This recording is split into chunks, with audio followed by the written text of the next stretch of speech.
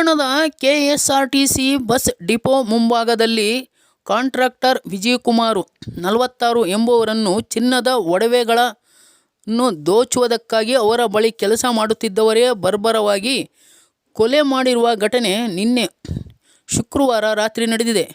ವಿಜಯಕುಮಾರ್ ಅರಸೀಕೆರೆಯಲ್ಲಿ ನೂತನ ಕಟ್ಟಡದ ಕಾಮಗಾರಿಗಾಗಿ ಬಿಹಾರ ಮೂಲದ ವಿಕ್ರಮ್ ಮತ್ತು ಸಚಿನ್ ಎಂಬ ಕಾರ್ಮಿಕರನ್ನು ಕೆಲಸಕ್ಕಾಗಿ ಕರೆತಂದಿದ್ದರು. ಆದರೆ ವಿಜಯಕುಮಾರ್ ಧರಿಸಿದ್ದ ಚಿನ್ನದ ಒಡವೆಗಳ ಮೇಲೆ ಕಣ್ಣಿಟ್ಟಿದ್ದ ಆರೋಪಿಗಳು ನಮಗೆ ಹುಷಾರಿಲ್ಲ, ಆಸ್ಪತ್ರೆಗೆ ಕರೆದುಕೊಂಡು ಹೋಗಿ ಎಂದು ಕರೆ ಮಾಡಿ ವಿಜಯಕುಮಾರನ್ನು ಕಟ್ಟಡದ ಬಳಿಗೆ ಕರೆಸಿಕೊಂಡಿದ್ದಾರೆ.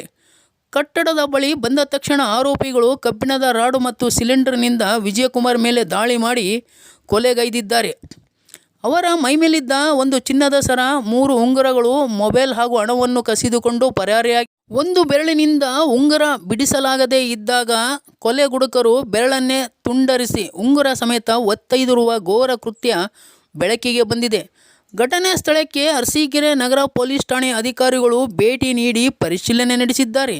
News bureau, MD Naseer, Arsikere.